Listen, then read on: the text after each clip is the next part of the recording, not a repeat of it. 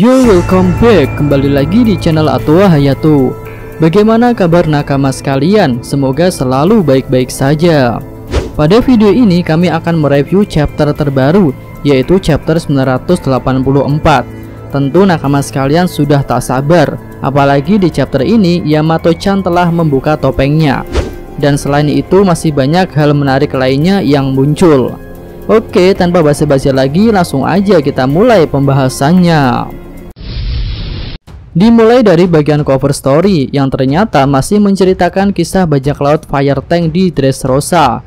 Di sini Lola dan Jiwon terlihat kaget setelah mendengar pengakuan Pound yang menyatakan sebagai ayah dari mereka berdua. Jadi mungkin Big Mom telah memisahkan mereka dari ayahnya sejak dini. Oke, lanjut. Di bagian awal chapter 984 diperlihatkan sosok Paegwan yang sangat mengkhawatirkan keadaan kakaknya. Karena di chapter lalu Ulti menerima serangan telak dari Yamato, dan Ulti pun jadi tak sadarkan diri. Paegwan segera meminta para medis untuk cepat datang sambil mengumpat perilaku buruk Yamato kepada kakaknya. Lalu di samping itu beberapa anak buah Kaido juga mengkhawatirkan keadaan Paegwan karena dia menerima serangan telak dari Luffy. Paegwan pun mengatakan jika serangan Luffy sangat menyakitkan, bahkan hampir membuat rahangnya copot. Tunggu, sepertinya ini hal yang menarik. Tentu kita masih ingat mengenai pertarungan Paegwan dengan Sanji di pusat kota. Ketika itu Sanji yang sudah menggunakan Red Suit menghujani Paegwan dengan berbagai serangan. Bahkan serangan terakhir Sanji kala itu terlihat sangat mengerikan. Tapi ketika itu Paegwan tak mengalami luka yang berarti. Bahkan dia bisa datang ke Onigashima tanpa satupun Hansaplas yang melekat di kulitnya. Tapi mengapa saat ini Paegwan langsung terlihat mengalami luka yang lumayan parah setelah menerima satu serangan dari Luffy? Menurut kami hal itu menunjukkan jika serangan Bushosoku Haki Luffy sudah meningkat pesat dan daya rusak atau daya hancur serangannya juga semakin besar. Kami jadi curiga jika saat menghajar Paegwan Luffy sudah menggunakan Bushosoku Haki tingkat tinggi yang bisa merusak bagian dalam targetnya, sehingga Paegwan mengalami luka yang cukup serius. Bagaimana menurut pendapat nakama sekalian? Lalu tak lama waktu berselang, para medis pun datang. Mereka berniat untuk mengobati Ulti yang sedang pingsan. Tapi sebelum mereka memulai pekerjaannya, Ulti malah sudah bangun terlebih dahulu. Setelah bangun, hal pertama yang dilakukan Ulti adalah memeluk adiknya dan manja-manjaan seperti biasa. Lalu setelah itu Ulti pun mulai mengumpat perlakuan Yamato kepadanya. Dan di sini juga ada hal menarik seperti tadi, yaitu Ulti mengomentari serangan Thunder Bagua yang dilakukan oleh Yamato. Menurut Ulti itu adalah teknik dari Kaido dan Yamato tak pantas menggunakannya karena dia tak bisa menggunakan teknik itu sebaik Kaido. Tapi tak bisa dipungkiri serangan dari Yamato itu cukup membuat Ulti terluka. Lalu jika diingat-ingat, Kaido juga pernah menggunakan jurus yang berbau petir ketika melawan Gear 4-nya Luffy, yaitu jurus bernama Divine Thunder. Kami rasa kedua jurus itu mirip dan memiliki sumber kekuatan yang sama, yaitu Bushosoku Haki tingkat tinggi. Sehingga Ulti dapat mengalami luka yang lumayan parah ketika menerima serangan itu. Ya seperti Gear 4 Luffy yang langsung tumbang setelah menerima serangan dari Kaido. Sampai di sini kami jadi semakin yakin jika Luffy sudah menggunakan kemampuan Bushosoku Haki tingkat tingginya ketika menghajar Paegwan. Dan Yamato juga melakukan hal yang sama kepada Ulti. Lalu sudut pandang pun beralih kepada Luffy dan Yamato. Luffy yang sebelumnya adem ayem di ketiak Yamato sekarang tiba-tiba jadi memberontak. Mungkin setelah mendengar pengakuan dari Yamato bahwa dia putranya Kaido. Mereka pun terlibat pertarungan. Lalu ketika sedang bertaruh dengan Luffy, Yamato meminta kesempatan untuk menceritakan sesuatu. Tapi Luffy tak mau mendengarnya. Dengan ketus Luffy mengatakan jika memberi Yamato waktu 5 detik untuk menceritakan semuanya karena dia sangat buru-buru. Namun Yamato menolaknya dengan alasan bahwa ini adalah hal yang sangat rahasia dan terlalu banyak orang yang akan mengetahuinya jika bicara di situ. Lalu dalam pertarungan tersebut Yamato mengatakan bahwa ketika bertarung dengan Luffy dia jadi teringat dengan orang itu. Siapakah dia? Jawabannya ada di akhir chapter ini. Kemudian akhirnya muncul ledakan di tengah-tengah pertarungan mereka, dan mereka berdua pun langsung menghilang. Lalu scene pun berganti ke aula pertemuan. Di sini ada Momonosuke yang masih diikat pada tiang eksekusi. Kemudian Orochi memulai pidatonya.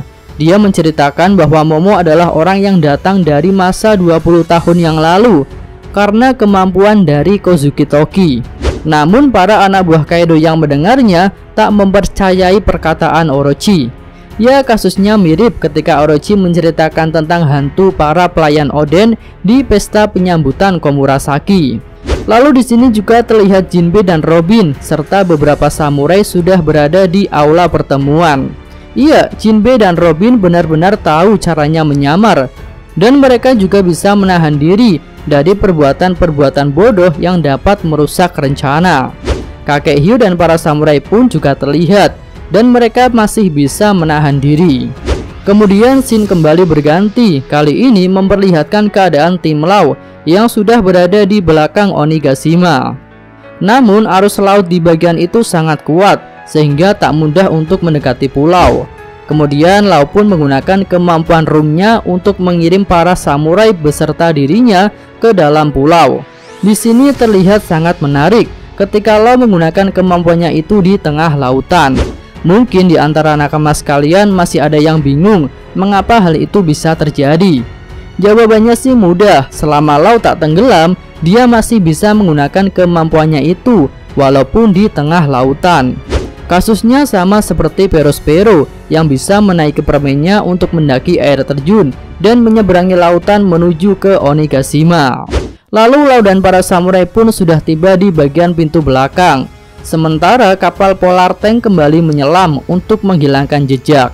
Kemudian tak lama berselang ada sosok kucing oranye besar jatuh dari langit. Ternyata itu adalah Nekomamushi. Dan tentu tak lama kemudian muncul dua sosok penting lainnya, yaitu Marco dan Izo. Tampaknya mereka juga kesulitan untuk menyeberangi lautan, sehingga Marco memutuskan untuk membawa Neko dan Izo terbang. Akhirnya momen yang mengharukan terjadi, yaitu ketika Kiko bertemu dengan kakaknya yang sudah terpisah puluhan tahun lamanya. Di sini Izo terlihat masih membawa dua pistol kebanggaannya, sama seperti ketika pertempuran Marineford. Lalu apakah Izo akan kembali menggunakan katana seperti dulu? Entahlah, kami sih berharap dia menggunakan katana lagi. Kemudian setelah menurunkan kedua penumpangnya, Marco berniat akan kembali terbang ke lautan karena dia melihat sebuah bayangan aneh. Kira-kira apa itu? Kami sih menduga jika itu adalah Perospero yang sedang menaiki permennya, sehingga terlihat seperti sesuatu yang aneh. Jadi apakah Marco akan segera bentrok dengan Perospero? Tampaknya hal itu akan menarik jika benar-benar terjadi. Oke, selanjutnya kita kembali ke scene di aula pertemuan karena Kaido akan segera berpidato. Sebelum berangkat, Kaido menanyakan keberadaan Big Mom karena di pidatonya nanti Big Mom harus hadir. Kemudian Kaido pun muncul di panggung bersama skuad All Star. Wow, benar-benar sangat mengerikan saat melihat orang-orang terkuat dari bajak laut hewan buas ini muncul secara bersamaan.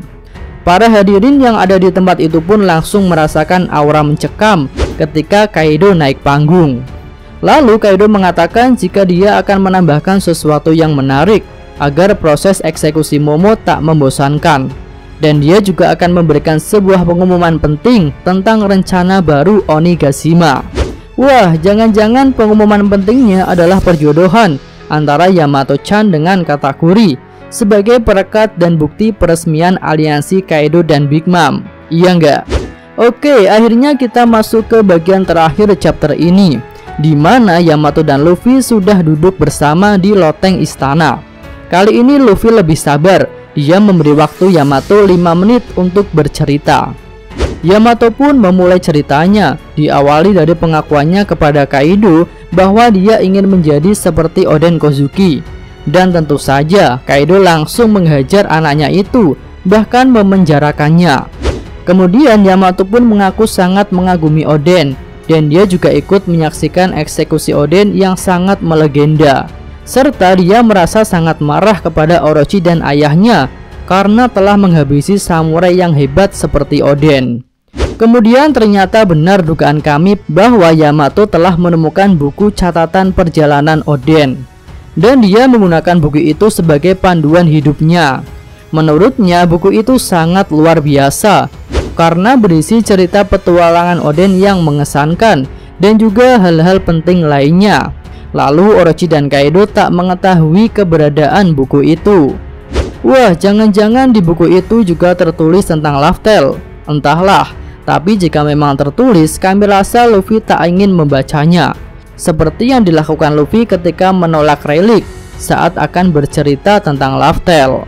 Oke, lanjut. Di sini Yamato mengatakan jika dia akan meneruskan mimpi Oden untuk membuka negeri Wano, karena menurutnya para pelayan Oden sudah tidak ada.